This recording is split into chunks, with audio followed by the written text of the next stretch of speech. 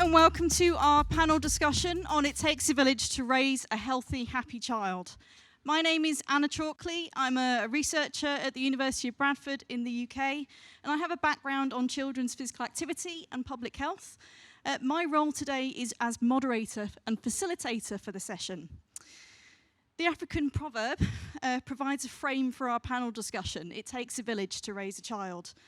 And that's an entire community of people must be present, active and accountable in children's lives for those children to experience and grow in a safe and healthy environment.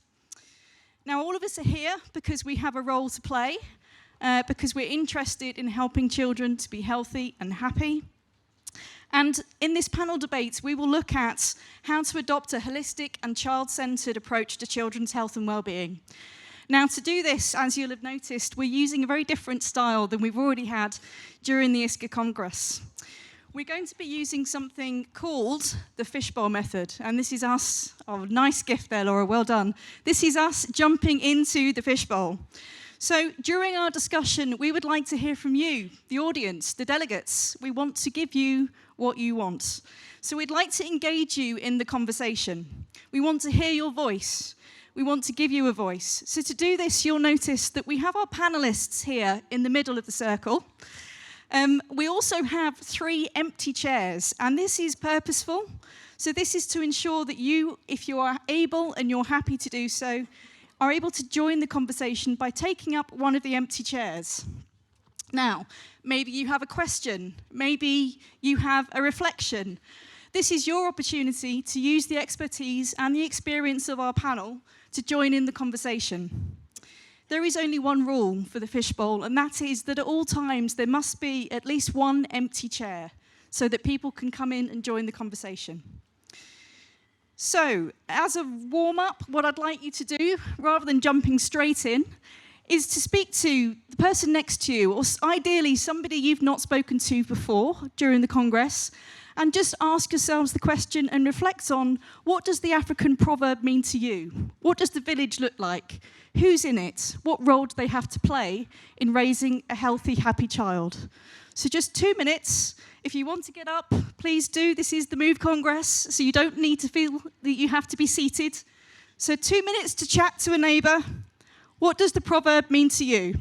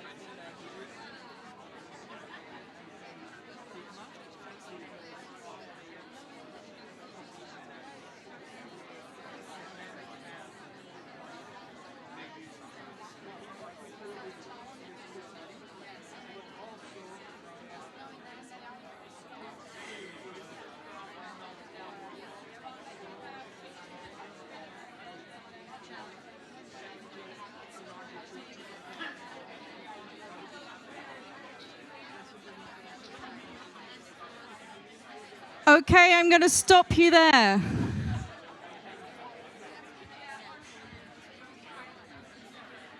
I can definitely tell that the caffeine has kicked in, which is great. Lots of discussion, so I'm hoping we can bring some of that energy into the conversation. Bonus points, by the way, for this couple over here and this couple here who were stood up doing that exercise. Thank you very much. I like to see that. It's breaking up our sedentary behaviour. So to discuss this topic, we have our panellists who I'd like to introduce. To start off with, we have, and if you can wave, Stephen Whiting. Stephen is a technical officer in the Special Initiative for Non-Communicable Diseases and Innovation at the WHO Regional Office for Europe. He is based in Copenhagen, and his role is supporting the 53 member states of the WHO European region to address the risk factors of NCDs, with a focus on the promotion of physical activity and healthy diets. So Stephen, welcome to the panel. Next, we have Dominique, who we've already heard from this morning, and I feel needs no introduction. She is my mental health hero, for sure, from today. So Dominique, as you've heard, spent 15 years of her life in the company of mental illness, of depression, addiction, self-harm, and suicidal ideation. Today, she is not only free of that company, but also an entrepreneur, a writer, a speaker, mental health visionary.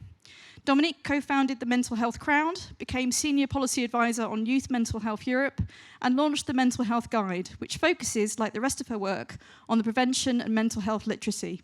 Dominique, it's a pleasure to have you here. Thank you. Next up, we have Linda Ooms. Linda currently works as a researcher at the Meunier Institute in the Netherlands. She conducts different research projects, and her specialist area of interest is sport, physical activity and health, with a focus on the evaluation of sport, physical activity interventions, health promotion within sports clubs, and the mental effects of sport and physical activity participation. Linda, thank you for joining. And then finally, certainly by no means least, we have Ingrid. Ingrid Stegman, a programme manager at EuroHealthNet with almost 20 years' experience in the field of EU health and social policies and in managing EU co-funded projects. She works across EuroHealthNet's policy, practice and research platforms on a wide range of issues that relate to taking a more social, environmental and systems-based approach to generating health and well-being. So Ingrid, looking forward to hearing from you in this session. Thank you for being here. So, introductions are over. We are ready to jump into the fishbowl. And to start off our discussion, I'd like to ask an initial question, or pose an initial question to our panel to get things going. And each of our panelists will provide a response. And please, at any point, audience members, if you want to join into the conversation, feel free to get up out of your chair and join one of the spare chairs here. If at any point you feel like you want to ask a question but you don't feel like you can get to the centre of the circle, please feel free to stand up so that I know that you'd like to join in and we can invite you to do so. So to start off, I think we all can agree that one of the best things that we can do throughout life is to be physically active. But what do you see as the role of different settings and the people within those settings, like sport, like health, like community settings, but also the home setting? And how can we mobilise these settings and people to contribute to the agenda? So a big, broad question to get us started. Any of our panellists want to volunteer to go first, offer their reflections?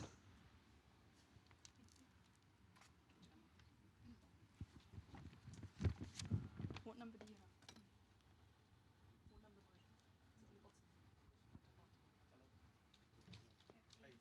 What number? Mic 8?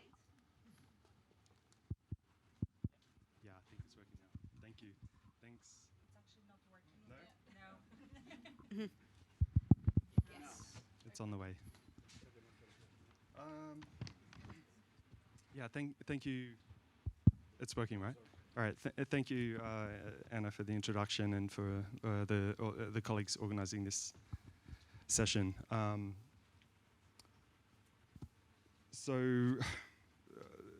the name of the session is how to. It takes a village to produce a healthy, happy child. So I think obviously like different settings are needed. So WHO have established guidelines for the amount of physical activity that children need. For children, adolescents, it's 60 minutes per day. And it's not possible just for children to meet that level just through school physical education and physical activity. So it's important that schools collaborating with sports and recreation to increase the opportunities for physical activity throughout the day, whether it's before, during, and after the school day, physical activity learning. And yeah, I think there's many different settings. Sports clubs, whether it's, we need to change whether it's just promoting athletic performance and competition. They can also be promoting healthy behaviors, mental health, reduction of alcohol use, tobacco use. Healthcare sector is important for promoting, they have a huge reach in most countries to promote physical activity messages and the importance of physical activity. And training of these healthcare workers are important.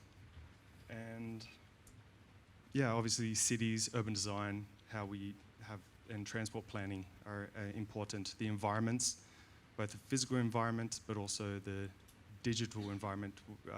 People are getting, we need to manage like screen time, how much children, how much time they're spending on using screen-based devices. So there are opportunities to increase physical activity, but also reduce sedentary behavior through a range of different settings. But thank you, Anna. A big, broad question, Stephen. I didn't expect you to have all of the answers, but you've given us a really great starting point. Thank you. Does any of our other speakers want to join in? Yeah. Maybe just to come at that. It's funny, I don't have a microphone. It's the first time I'm wearing one of these. And it's the first time I'm wearing, I thought I'd be on stage sneakers, because I was telling a colleague I came in with heels and thought, this feels odd in this setting. So we spoke about challenges this morning, and I think that was my challenge. It's the first time I'm wearing, not on a stage, so it's easier. But it is a broad question, and as you introduced us, you're a HealthNet, I work for your HealthNet, and it's a network with some colleagues here. Some other colleagues are here, and we focus on health promotion and prevention. And when people think health promotion and prevention, it's about being told physical activity guidance, and we have to do it. And I think generally we do know that, but it doesn't happen. And there's lots of reasons, and everybody knows why that doesn't happen.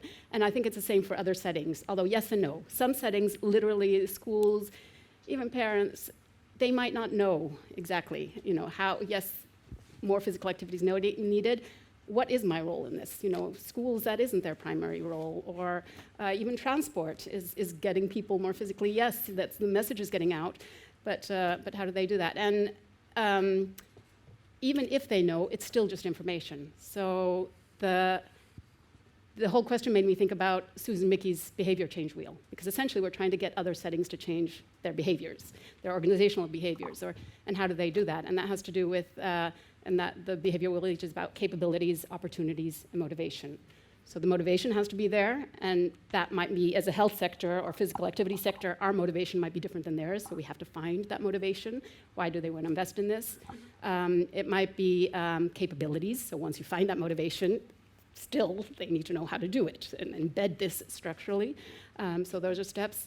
And then they need the opportunity, because as we all know and has been said, our societies are really structured to make things easy, convenient, not necessarily to improve our physical and mental health. In that respect, things are almost being taken from us. So in that capacity, I do think we work on the social determinants of health. To take it very macro, I think we do need to look at the economic determinants of health, and as your HealthNet, we're doing that more and more, along with a lot of other organizations, because this does seem very big picture. But I think the reality of all those realities out there, the climate crisis and even geopolitical crisis, these are all things that are interrelated, are making many more people aware that we need to change systems and structures. So there is a big movement out there, started by the OECD, WHO is involved too around beyond GDP, economies of well-being, well-being economies that are basically how can we change our economies to improve well-being. And I do just invite everyone to, these aren't broad ideas, it's really a way of thinking, and the more we can push that agenda, I think that's how you get other settings involved in this agenda. Okay, so communication and messaging playing a big role in that then. Okay, thank you. Oh, yeah, I can reflect on this a little bit from my perspective. I do a lot of research in the sports setting, and also in particular within sport clubs.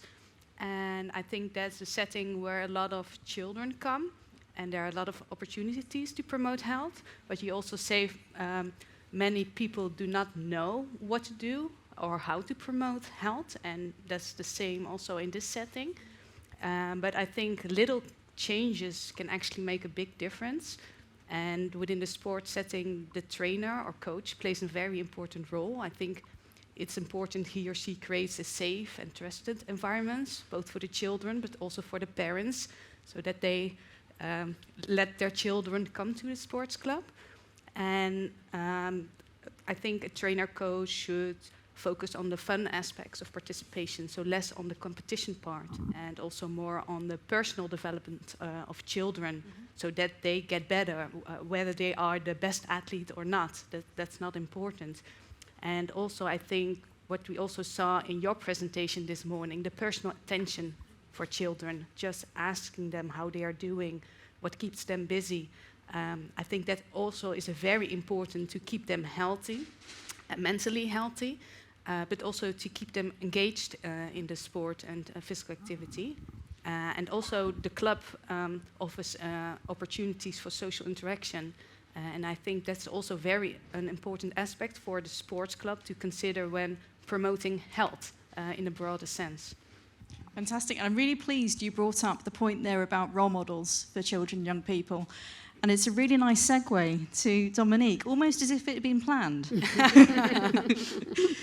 Thank you so much. So my thought on this is being aware of all these different settings can take pressure out of every single setting. So a kid doesn't necessarily need everything to be perfect for their health in all of the settings. So maybe, like we just said, maybe the kid has the unluck to not have the best informed parents or the best role models, but then being lucky to live in a community that is really fostering physical health, or going to a school where there are programs, or having local classes or sports clubs where you can be active, so it can equal it out. And we know from studies that just one person around a kid can make the difference concerning resilience and the whole approach they're having on life. So maybe it's not ideal at home, or it's not ideal at school, but maybe there is one setting where things are a bit brighter. And this is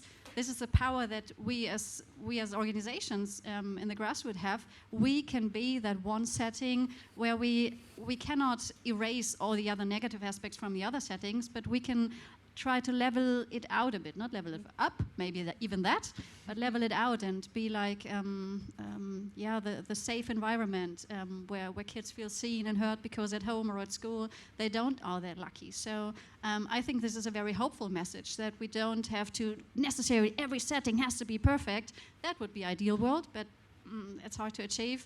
But we can create this one setting where we make this positive impact. Fantastic, thank you very much.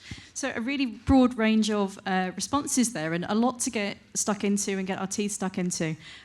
Just a reminder, if anybody does want to join in the conversation, they aren't scary, they're a very nice, friendly panel, so please do feel free to come and join in the circle. I just wanted to, you have the power to influence this discussion and to go in different directions, so I'd urge you to do that. But maybe just to start us off with, I'd like to pick up on something Stephen said, because we know that children's physical inactivity is too great an issue, right? The challenge is too big for one sector, for one stakeholder to tackle it alone. So we know that to enact meaningful change, we have to collaborate. We have to work in partnership. There's no other option but to do that. But how do we ensure cooperation between partners? Because quite often, and Ingrid, you'll be able to speak to this as well, research speaks a different language to policymakers, to practice. So how does that actually work in practice? And can anybody give an example of where that's been working well?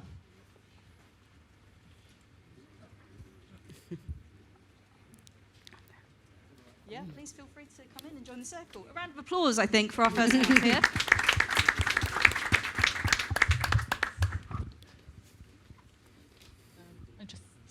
Is it on? Yep. Okay. Hello, I'm Rosemary from Sport Malta. Obviously, in Malta, I'm a PE teacher by profession, but since 10 years ago, I went to work for Sport Malta, which is the national entity where we try to move people as much as possible, because we believe in physical activity and sport to avoid precisely non-communicable diseases and soften the pressure on public health. I believe a lot in simple measures, small efforts with great effects. For example, maybe just an idea, this, as a parent of now 3 men, I always, as Christmas presents or birthday presents, we always buy something for them to do physical activity. So a family with a small budget can buy a ball or a helmet. With better budgets, they can buy bicycles, rollerblades. So maybe a campaign where we try to disseminate this would help. It's a very small effort. It doesn't take a lot, just disseminate the message.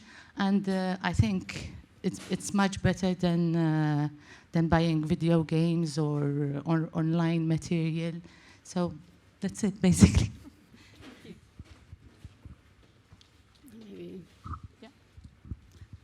Just so it's very grassroots, and I think really important comment of what you can do to bridge things in the home front, and then I'll take it kind of to the policy front, where I think indeed how can you, from a health perspective or whatever, speak to policymakers. And there I think the obvious word is evidence.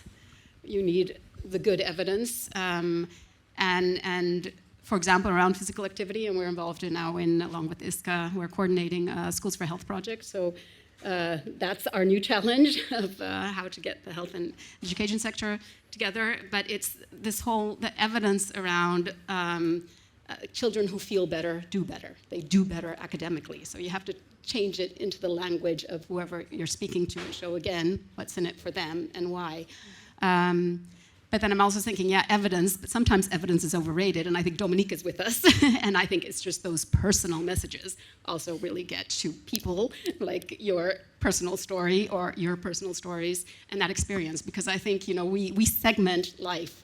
And I mentioned during the plenary this Inherit project, which was about, the social, environmental, whatever. In our lives, these are things that are all interconnected. And that's why I think people like the Inherit project. We're bringing it together. And that's, and so I think it's those personal stories bring your realities together, and that's what gets to people too, and helps put issues like mental health really on the agenda too.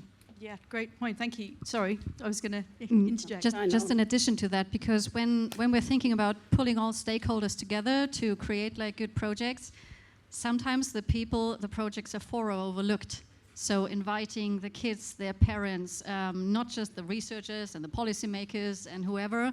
I have so many projects that have great ideas, but when I ask them, well, have you talked to the kids these programs are for? No, that we know from research what we're doing or whatever, and including the parents and including really the people you're just making this for, because sometimes we are in our heads and we think, this is going to work great. But when we ask them, so what would help you? It's completely different things. So when we talk about stakeholders, just really thinking about them as well would be my recommendation. Fantastic. And I was going to ask about how we empower children, young people to actually be agents for change themselves and do some of this. I'd like to invite our next audience member. Thank you. Oh, it's quite loud. My name is Mads. I'm from Copenhagen, Denmark. I have a PhD in physical activity and health promotion.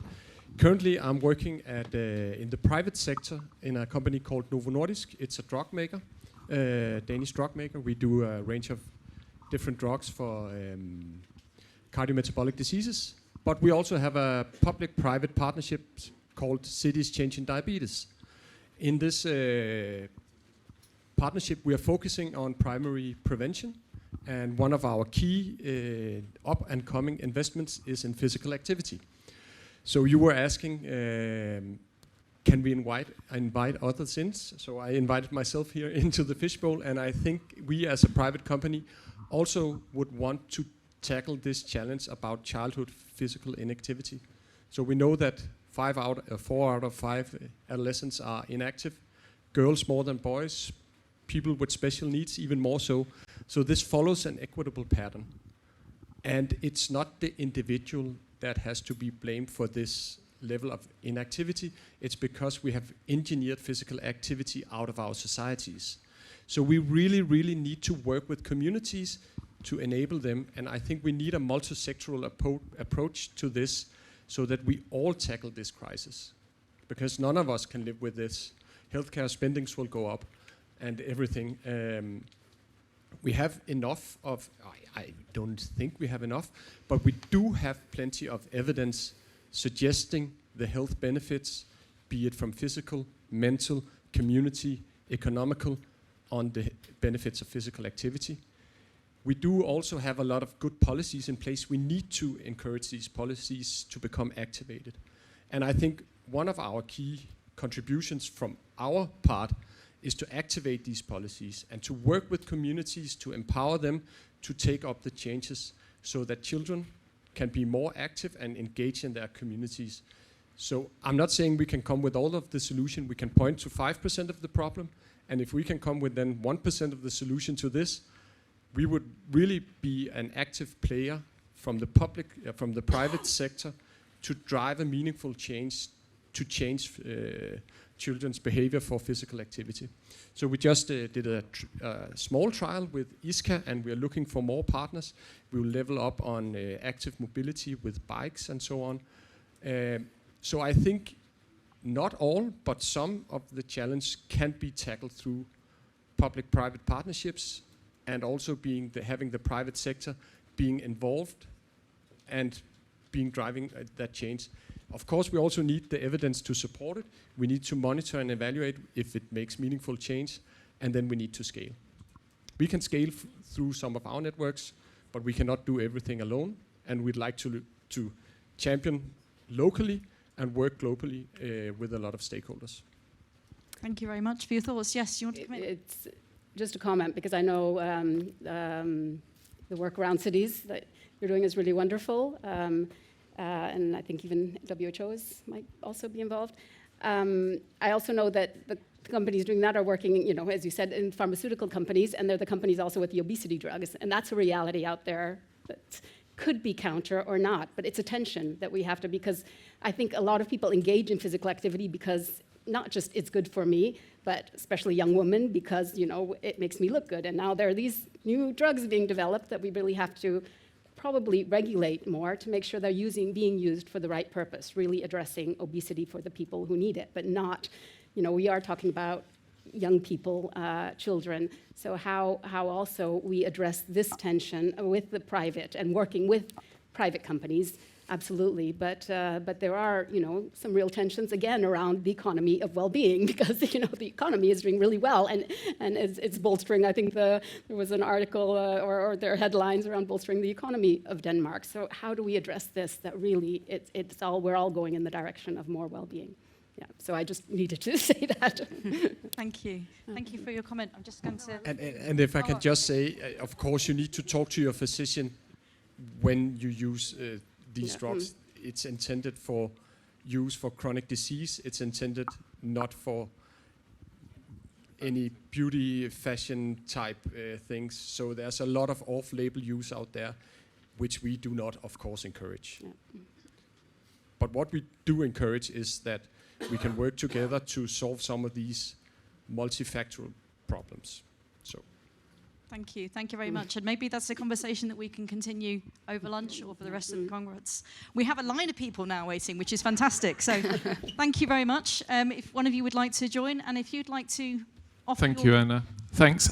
My name's Greg Dreyer. I was a teacher and an academic, and now with my co-founder Marcella, we designed an app called My Move. So that's what I do now.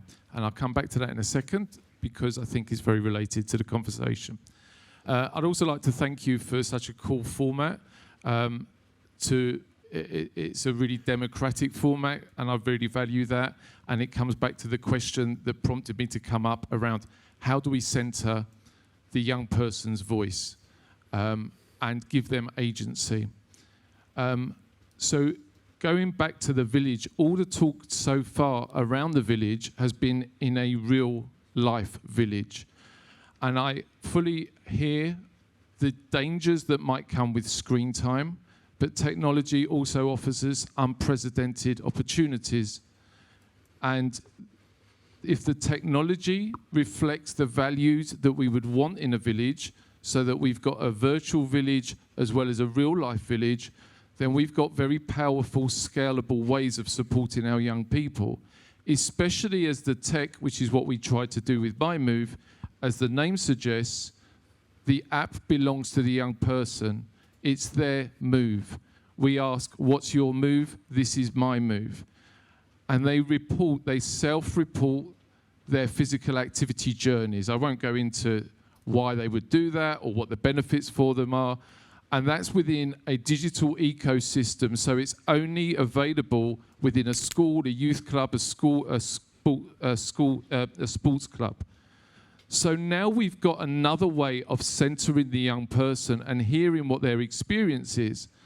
So if we are, as you quite rightly point out, really focusing on inclusion, well-being, and enjoyment, satisfaction, we need to hear from the young person, is that sports club session enjoyable and satisfying? And the only way we can do that is through the voice of the young person.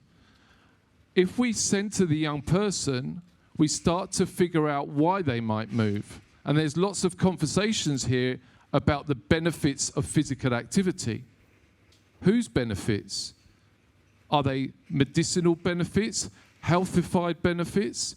Most people who move, and this would be possibly a bit contentious in such a setting, most people who move, especially young people, don't move because it's going to delay the onset of coronary heart disease or non-communicable diseases. That doesn't excite 13-year-old kids. If they move more, they might well have a great benefit in reducing the risk of those diseases. So I really worry about the healthification of the conversation, which removes the young person's voice and drops down the scientific community's voice onto the young person, and by so doing, removes agency. So I think that might be really counterproductive. Health is an outcome of moving more, probably not a driver of moving more. So if we've got values, and the main value that I don't think been flagged up yet, although it's probably been implied, is that that young person needs to feel cared for and loved by everyone in the real and the virtual village. And if a teacher, a coach, a doctor, a parent, and all the stakeholders are centering that young person with love, that young person will probably have more chance of being healthier and happier. And I totally accept Dominique's point that that might be reduced love here and increased love there. But the child has to be loved. And if everybody in the village then does their role, we don't have another one of my real worries of teachers having to be everything to everyone and therefore nothing to anyone.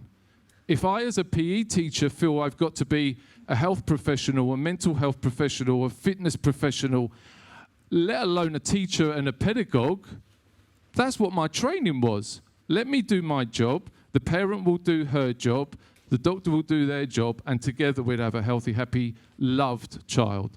So that's what we're trying to do in the digital world as well as the virtual world, as well as the real world. Thank you. Greg. No, a very emotive and passionate topic, I can tell, and one for further conversation.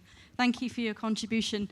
I know we have people waiting and other people wanting to join. Linda, did you want to? Oh, yeah, just to comment on what he said, because when we look at our research about why children and adolescents play sport or participate in physical activity, the main reasons are just to have fun and to meet other people or to do it with friends. So I think that's very important to consider when we want to have them play sport or do physical activity. So I think the health aspects are for them less important probably and will be more important when they get older.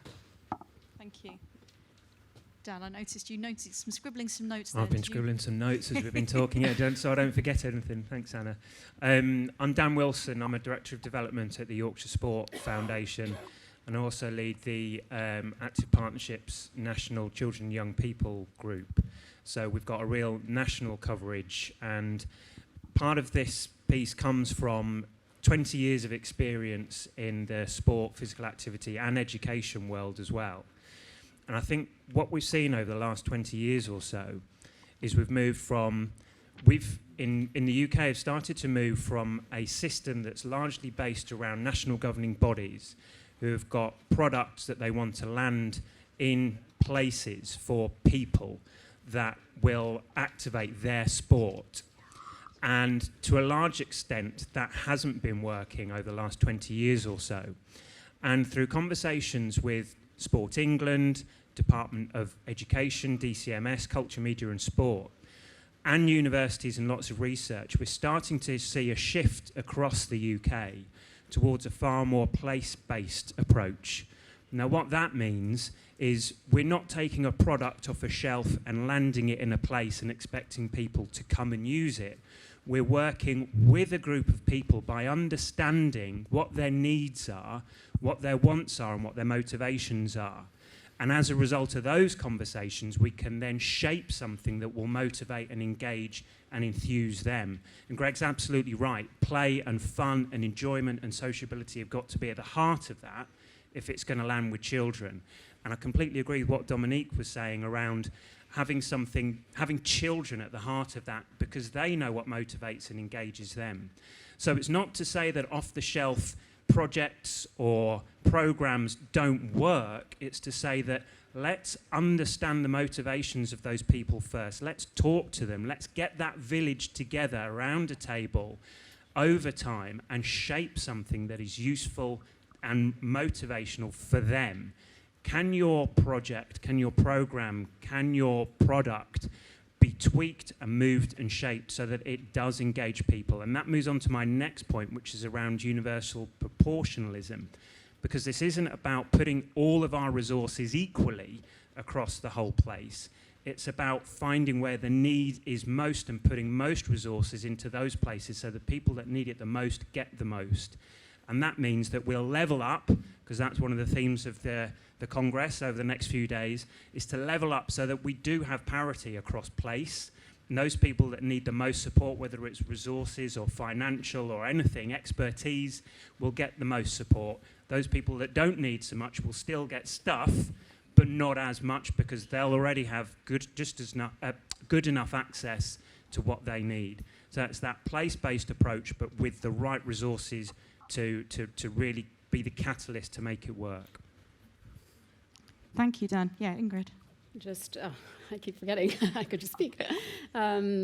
Just on participation too, and the place-based approach, but also I think I mentioned that we are coordinating the Schools for Health. It's one of the first projects that we're really getting into as the health sector, trying to understand the education sector. So I very much take the point. Teachers can't be everything, and trying to integrate that also into our thinking. What does that mean? But I think we do need to teach participation to kids. What does it mean? So in that health promoting school approach, that is core. And I think, you mentioned, or it was mentioned, values too. That is a core value we all share, democracy. And in this world, boy, do we have to start protecting this value. And it has to start early. Teach kids early how to participate. And that is everything linked to positive mental health. They need to understand that who they are, what they are counts early on, and that they have a voice that they can, and that voice is respected. And that just needs to be embedded in all school systems. And in some school systems, in some countries it is, in other countries less so. So that's where at European level we can really, and we need to exchange and learn from each other. Great, thank you. And if I can invite you to join back the seat, we've got other people that want to flow through and ask questions. So please can I ask you to keep your question or your comment brief so we can get through as many people as possible. Okay. Hi, so thank you for all your interventions, very inspiring. I'm Fabio Silva from the Portuguese Institute for Sport and Youth, so we're the governmental institution in Portugal for both sectors.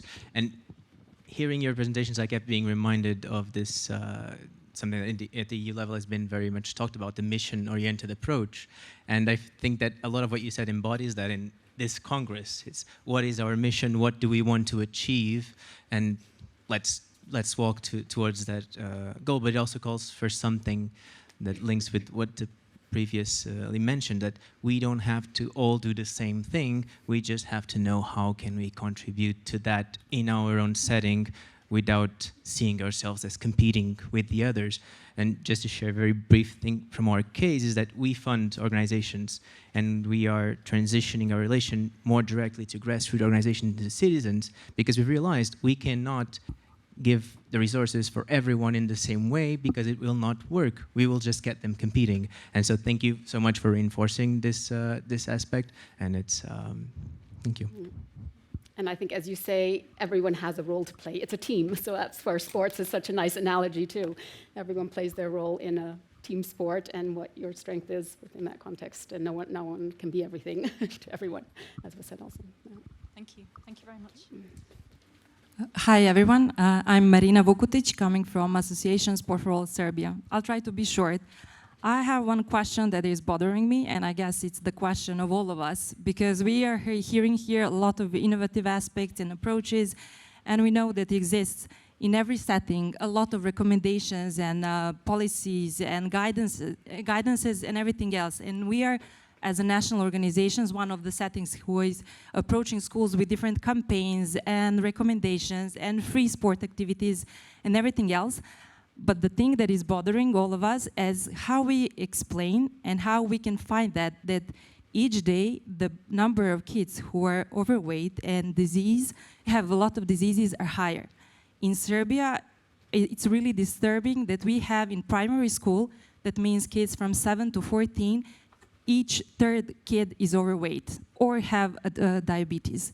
So that is my question. Is it something that we are doing it wrong, or maybe something that we can do it different? In which setting has to have the priority? Is it the family setting? Is it the health sector? I mean, we all work together. We have a nicer cooperation, everything else, but the result is actually missing. I mean, you can see it is one part. I mean, in one school or everything else, but at the global level, it's a problem. So that was for me. Thank you. Steve, I'm going to come to you. Given responsibility for 53 member states, are there any examples or learnings that you can share?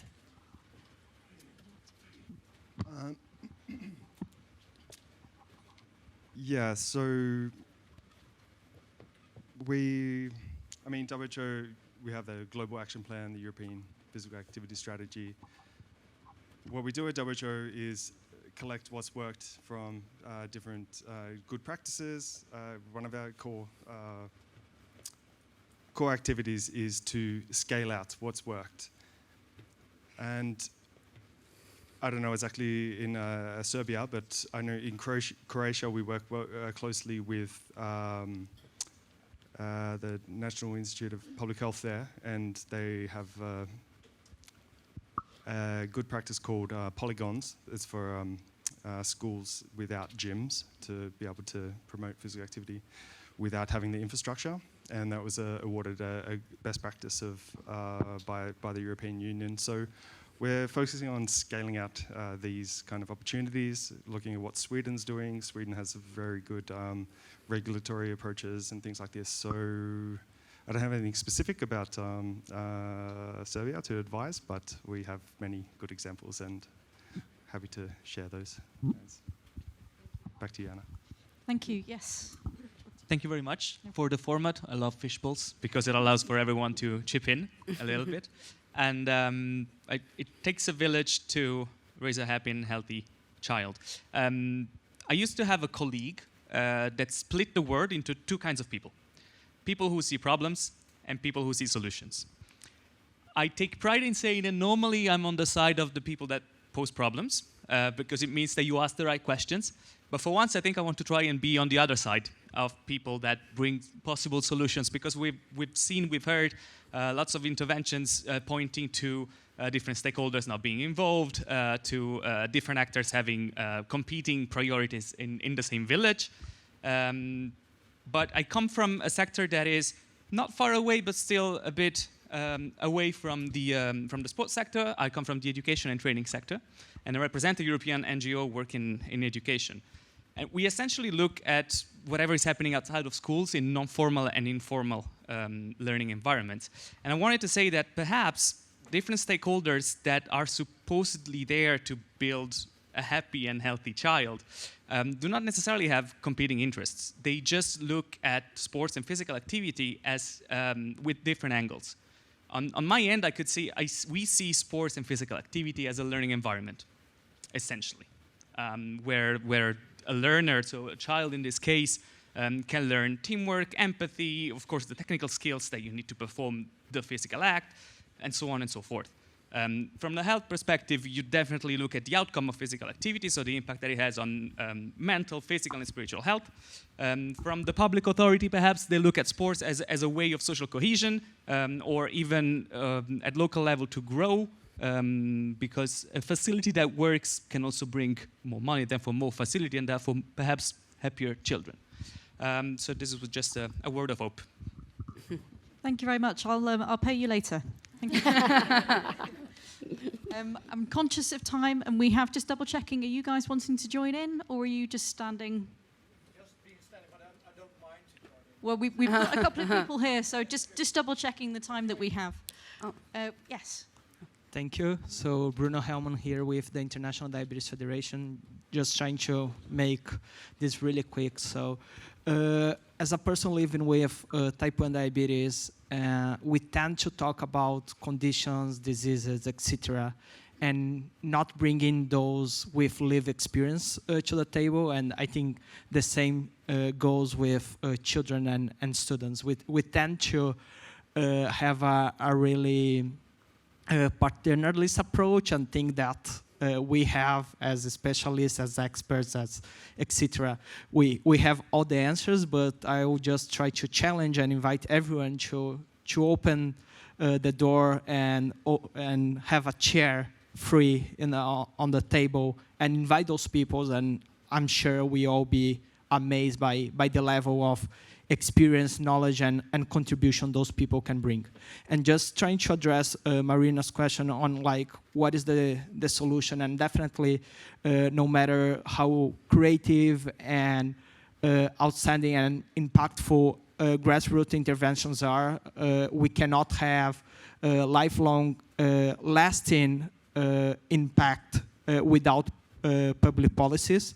And for that, those that are directly impacted, so either people living with chronic conditions or even children, are really powerful spokesperson. So I just invite everyone on whatever you try to deal or talk to a decision maker or policy maker, bring those people, and definitely the chances or the odds of being heard and having like that message caught by that person when it's delivered by someone with a chronic condition or even a children is way higher than we as experts, whatever, do that. So that's it. Thank you.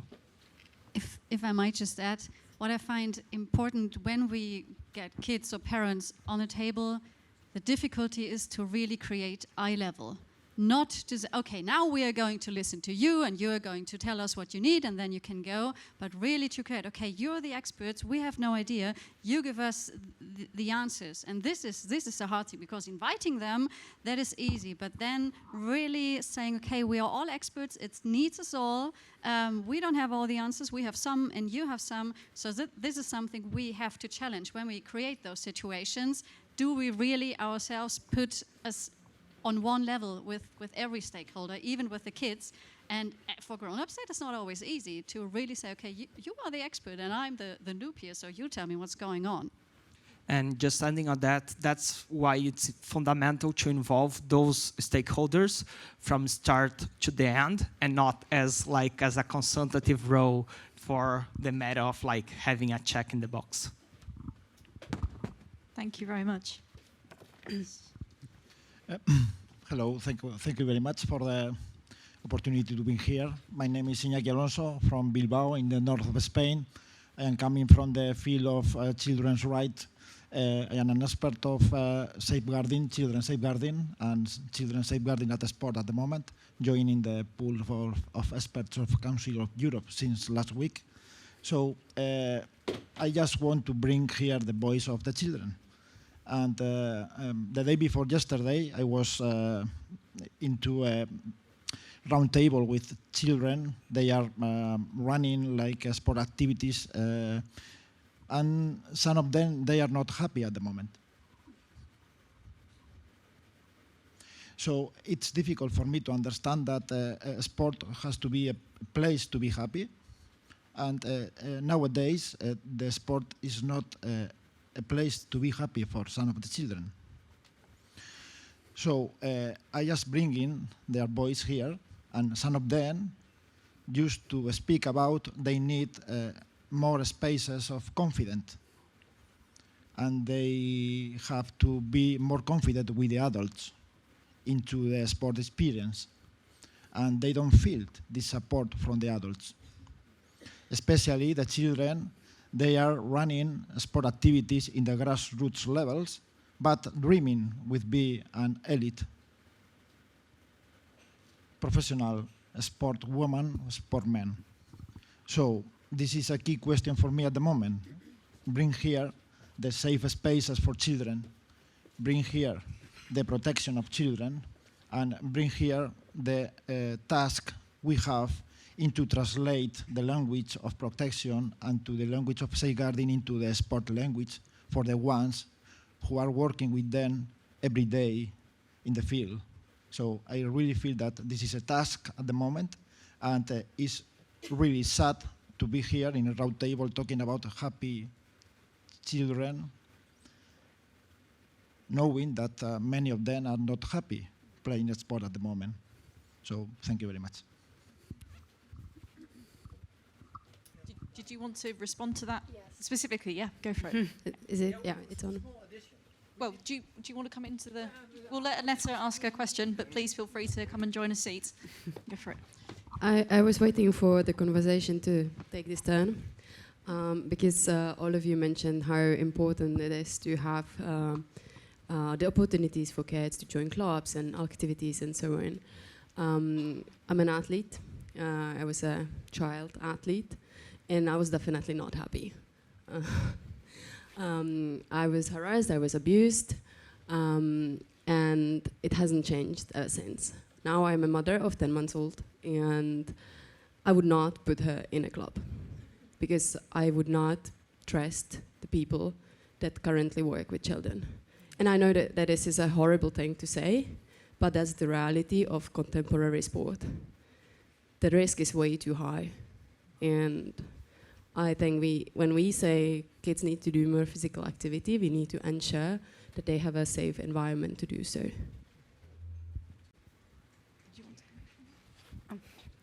Oh yeah, that's very strong. You telling that. I'm wondering, what would you need as a parent to feel safe to bring your children to a sports club? I'm also a researcher, so I would need to see the evidence drop significantly because I am aware of the prevalence numbers and they are not pretty. So I do not have the answer, unfortunately, even though I'm also a certified safeguarding officer. But I guess we need more of those. We need them on a national level, and we need them on a club level. We need them way more involved than they are now. Did you? So yeah. So I'm conscious of time, and if I don't, I will do it very short. Yeah, it go hurt for my it. heart to hear it. Yeah, that's even more painful than anything else, and we have to I think know and accept the fact that not for all youngsters we do the right thing, and even for elderly people. We did research, you know, we're same country. We did research on the amount of compliments children get. And the problem is, the children who are already motivated to do physical activity and do already sports get way more compliments. And if we can get a reversal in accepting the fact that you don't have to be an elite sportsman, and that even if you move or you don't like to move, it's acceptable. You said this morning, mental health rocks, but I think non-moving and just taking first steps should rock as well. And I think an approach in which sports and physical activity can even be a side effect of something else should be a different, and maybe a bit of a beginning of an approach which works for the inactive children. So I thought I should do it short. I did. Perfect, thank you very much. And I'm going to invite our panel just to give a 20-second reflection, summary, final thoughts before we break for lunch. Get started. Oof, I think we've just heard a lot. And in what I've heard, I'm still going to take it back to this macro thing that it's almost like, it does feel like it's the economy stupid, all in the name of productivity and what are we driving our kids to do? You know, why it is about competition. And we've talked about the competition, collaboration. We need competition. It motivates us. It can also be fun, but to what extent? And looking at the whole, from that macro perspective. And that's why schools, why aren't they investing more? Because, and why aren't, mission economy was mentioned, and Mariana Mazzucato was mentioned about, that she says we've created this, the economy isn't a fixed thing. We can change it, and we can change what values we're trying to drive throughout that. And I think that has a huge impact on our children and how we can, and also, it's also the words, the capital. I think we focused on really the economic, our economies are based on financial, economic capital. What about human and social capital? And we are turning that, and that's what everyone here is doing, and how can we value that? I think that's my, and that's what we need to drive, like these kind of things, and valuing much more what everyone here is doing. Thank you. Thank you very much. Steve, I'm going to come to you next. Yeah, thank you. And thanks to everyone that came and added to the discussion. That was really interesting, and congratulations. So from WHO perspective, the WHO European level and global level, our priorities are focusing on the less active groups for physical activity. So that was mentioned by some of the colleagues. So we need to be promoting physical activity for population groups that we know are less active than others, and targeted strategies. So whether it be people low socioeconomic status, women and girls, we know that they're less active than other population groups. So this is what we're focusing on, our strategies. And schools are obviously to start a hub of the community that we connect with the sports sector and other community and sports facilities. Great. Thank you very much. Linda, I'm going to come to you. And again, I'm going to keep you time to tight now. Yeah, I still want to reflect on also what you said, because also in the Netherlands, we see at a national level actually no big differences with regard to obesity or physical inactivity. And I think that is because it's just a complex issue. There needs to be changes at all levels, at the policy level, the physical environment, social environments, and also individuals have to change. But what works in one city maybe not works in another city. And you also have the COVID-19 pandemic, the energy crisis. We have a lot of families who live in poverty in the Netherlands, and that's increasing a lot. So there are a lot of things that are successful, but there are also developments that, again, reduce the physical activity. So I only want to say it is complex, and to solve it, it will take a long time. Thank you. Final word, Dominique. Ooh, such pressure. I'm going to make a quick ad. Netflix documentary Blue Zones. If you think you know everything about blue zones, I thought I did before, but watch this documentary and be inspired. If there's not a Move Congress around you to inspire you, there's this guy that recreated blue zones in other parts of the country. He changed the whole communities, and it's incredible what he's done. So just watch episode 6 and you will feel inspired. And the second thing, just one question for you. I give you all the resources in the world, all the money, all the people, all the facilities you need. What would change in your life? How would your projects, your everyday life, what would be different? Because we are so used to think in everything we don't have, and we don't have enough money, and blah, blah, blah. And of course, I cannot give you all the resources. But maybe if you think, okay, with all the money in the world, we would do this or that. So maybe there is one tiny step you can make in this direction, just to get us out of this. This is everything we cannot do, so we just have to make do with what we can, just to have a more positive approach on that. Thank you so much. A really nice note to end on. Thank you very much. I'm going to pass to Caroline now. Thank you, Anna. Final word. So I just wanted to express a really quick thanks to you before you close on behalf of ISCA for running this and jumping into the fishbowl. So this is a little token of thanks from us. Thank you very much.